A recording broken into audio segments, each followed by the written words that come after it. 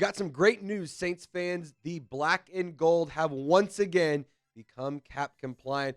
They've restructured multiple contracts, including Carl Granderson, Cesar Ruiz, Khalen Saunders. Those are the most recent restructures of contracts in order to create some cap space. And on top of that, they also restructured, or extended, I should say, Nathan Shepard yesterday. So all in all, the New Orleans Saints are cap compliant, despite also signing Chase Young to that really good 3-year, $51 million deal that I broke down yesterday on the channel. So I highly encourage you to check it out if you missed it.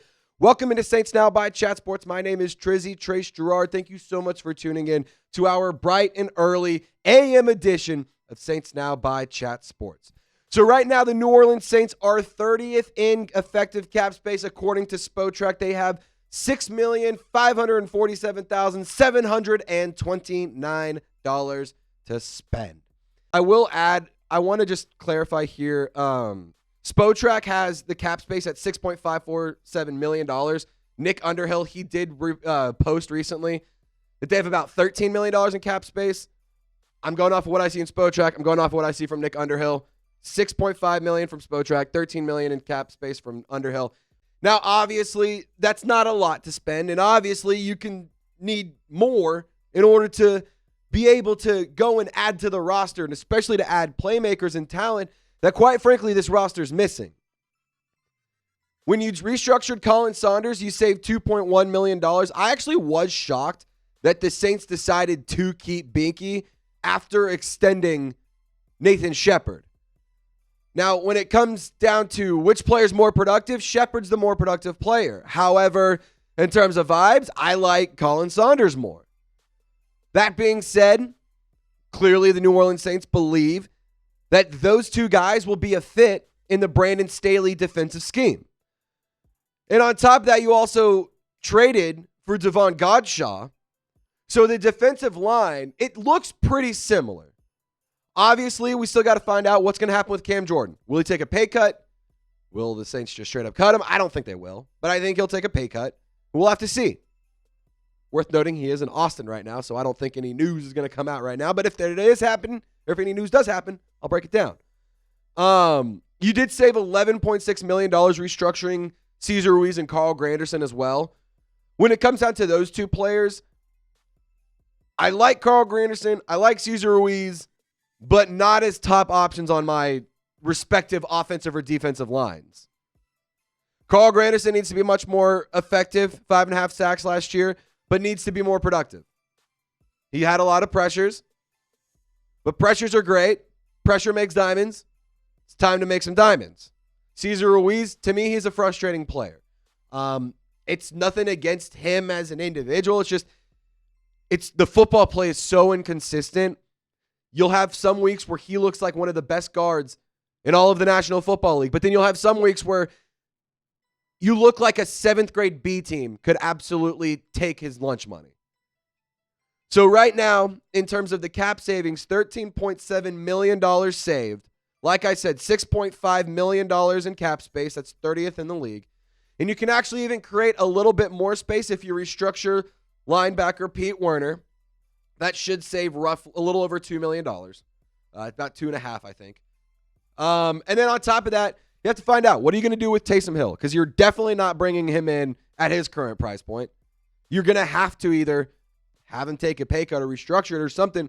I think a pay cut is more likely. And I think a pay cut is a better option. And on top of that, you have Cameron Jordan, who, let's call a spade. The production has been declining here. But that doesn't mean he's still not an impactful player in terms of what he does for the team off the field and on the field.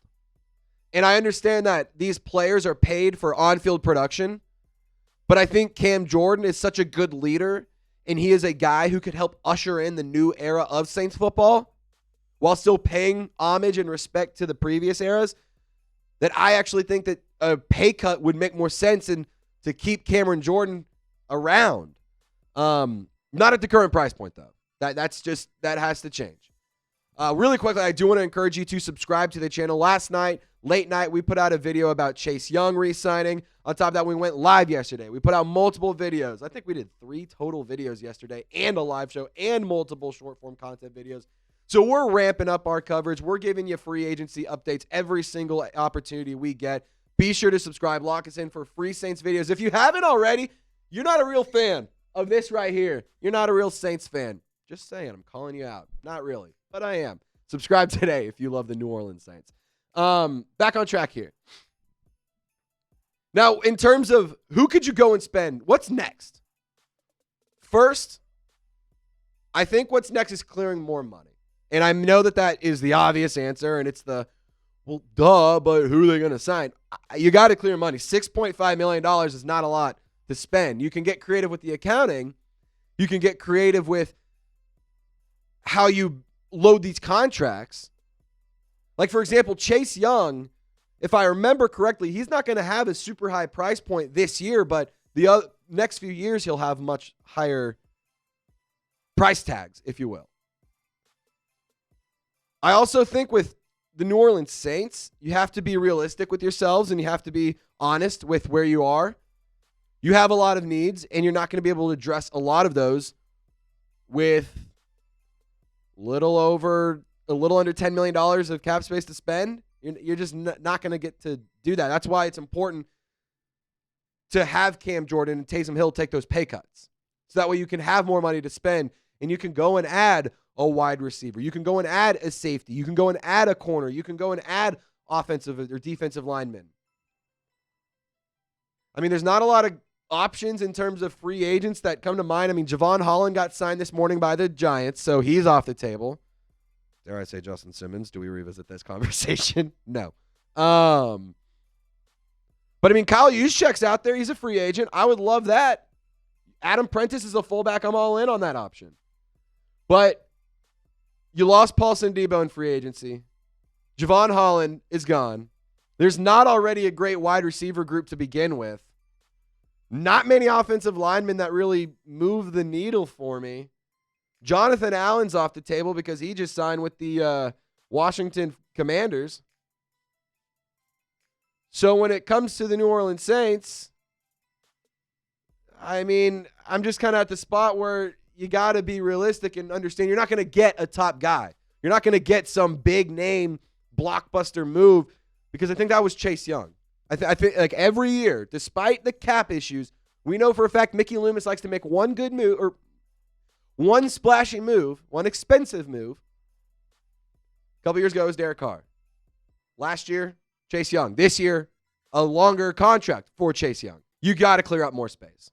You got to have more money to spend, and you have to be aggressive still. Like, I think that we have seen from the Eagles, they are a prime example. If you do things right, and you're aggressive with your accounting, and you're aggressive with your spending, but you do it right, and you bring in the right players, and you make contracts that are not outrageously overpriced, then you can still find success. And you can still have a team that, although you might be hating the money, they're winning football games. And you know what? I've said it before, and I'll end the show today by saying this again. If we start winning football games, nobody is going to have anything to say about the cap space. You, me, your friends that are Falcons fans, your friends that are Cowboys fans, whatever, your friends that are fans of any football team, nobody's going to have a word to say when you're winning. Winning fixes everything. Winning makes your problems go away. Like that. It is magical how quickly winning fixes things. So for the New Orleans Saints, I want to see Kellen Moore, and I want to see this roster get back to winning. Because if we're winning and we're aggressively spending and we're still just like making good moves, or get back to making good moves, I should say, continue, because they've been doing well so far, then I think things can be good. And I think things can get back on track. And I think we all will be a lot less upset with the cap space. Because let's go back to 2017, 2018, 2019. Like, although it didn't end the way we wanted it, we wanted a damn Super Bowl ring. We wanted some hardware. We didn't get it. But we were winning a lot of football games. And you knew every year you were competing. And you had a chance at the Super Bowl. So does Derek Carr give you that chance? I don't think so. But the New Orleans Saints need to get back to that. Because if they get back to that, nobody, when Drew Brees was the quarterback and they kept doing F it on the picks, F it on the spending. Let's get him a ring. Nobody cared. You didn't have a bad opinion. I didn't have a bad opinion. We were all just happy we were winning football games. So for the New Orleans Saints, I want to see them get back to that. I want to see them be smart with spending. Go add some more players. Go add fair contracts. Bring back MVS. I've seen rumors about Brandon Cooks possibly returning. I've seen discussion about a Joe Milton trade. I really don't care what we do. Just be smart and don't overpay. Like at this point, the Saints need to fix a lot of things. You might as well try and fix everything, you know? You already got the coaching staff figured out, and I think it's a much better coaching staff. Now it's time to do that with the roster. The Saints fans, I will encourage you one more time to subscribe to the channel. Get down in the comment section and let me know your thoughts. What do you think of free agency so far? Saints have made only a handful of moves, but they have made a few. I think they've been good moves.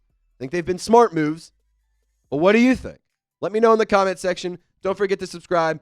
Y'all stay golden. Thank you so much for tuning in bright and early. We'll see you next time.